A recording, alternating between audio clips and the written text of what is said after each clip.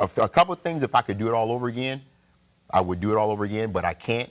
So I'm here to share what happened to me to all the other little kids. Yeah. Dennis Hopson, born April 22nd, 1965. At no point in today's feature's amateur career did anyone think he would only last 5 seasons in the league. Did his head coach sabotage his NBA future, or was it his agent? Was he not good enough, or was playing on teams with 2 of the greatest ever at his positions something he couldn't compete with? There's many questions about Dennis Hopson's career, but one thing we know for sure is as a top 3 pick in the NBA draft, you're thought of as a future franchise cornerstone piece and seen as an immediate impact player who has the potential to change the team he goes to. Dennis Hopson at 3 didn't shock too many at the time of the 1987 NBA draft, seeing as he was coming off an historic college career that lasted 4 years, saw him score back-to-back 20-point-per-game seasons, with his final season being top 2 in the nation in points per game. He finished his collegiate career as Ohio State's all-time leading scorer with 2,096 career points, a record that still stands for the school to this day, almost 40 years later. He's most famously known for having been drafted before a few notable players in NBA history, names like Mark Jackson, Reggie Miller, Kevin Johnson, Kenny Smith, and of course, Scottie Pippen, drafted just 2 picks later. Hopson would actually play with Scottie on the Bulls later on, where it was clear that draft pick was a mistake. But many things had happened by that point that affected his play on the Bulls, not to mention being at the same position as not only the greatest player to ever play the game, but equally the most fierce competitor that had to have seen this trade finalized and placed a life-size cutout of Dennis on his refrigerator to remind him that if he goes in there and eat that last slice of cherry cream pie, this guy would take his spot, siphon all his powers, cut his hair to a baldy, and become Michael Jordan, while MJ became one of the biggest NBA busts of all time. Here's how the Stunted Growth story of Dennis Hopson all went down. Let's talk about it. It's your boy JC Stunted Growth. Let's get it, man.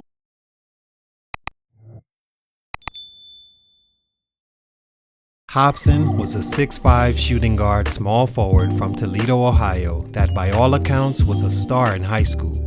He used his unique athletic ability compared to the time to earn a scholarship at Ohio State in order to be close to a place he found comfortability. But comfortable is the opposite of how Hopson felt playing behind team leading scorer and future NBA champion and also legendary all-star snub Tony Campbell as a freshman and 7-footer Brad Sellers as a sophomore. His junior season is where he began to take off and light up the NBA radar. Stunt number 1, comfort was gone.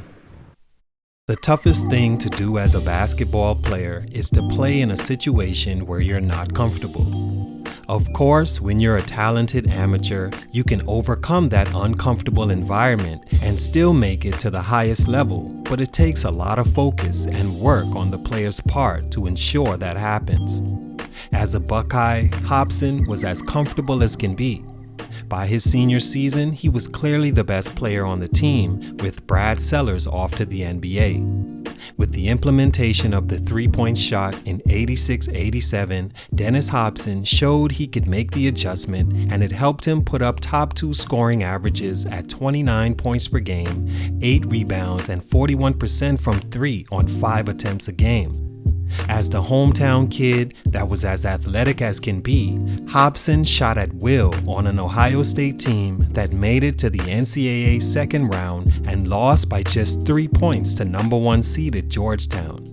He finished the season as the all-time leading scorer for the school, where that piece of basketball history is still in his possession.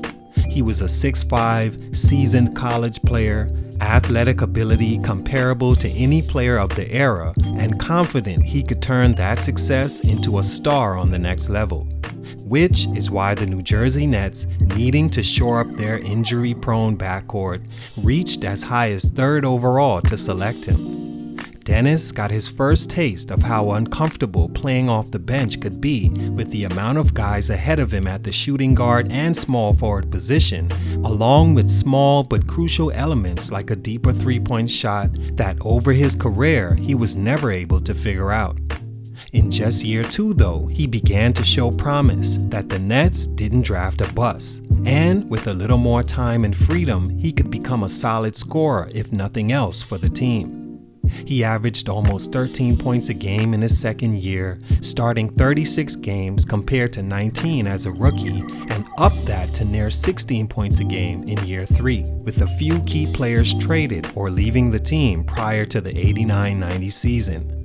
Also in year 3, Hopson had his 3rd coach, and one he didn't find comfortability with, to say the least.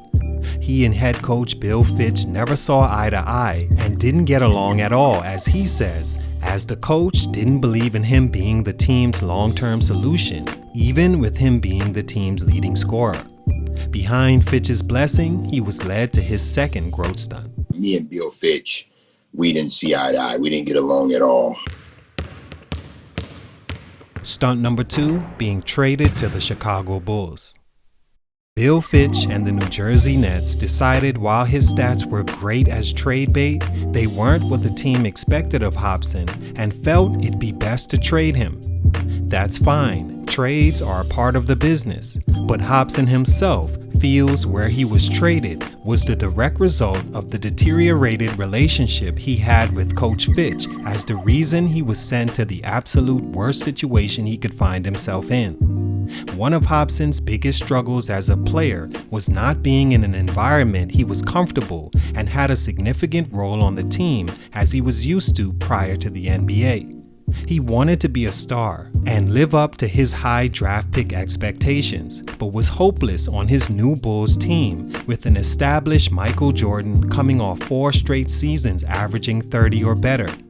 According to Bulls teammates, Jordan, who matched up against Hopson every day in practice, mentally defeated what was left of Hopson's ego and used him exactly for what Phil Jackson and staff brought him in to be, Michael's daily defensive challenge.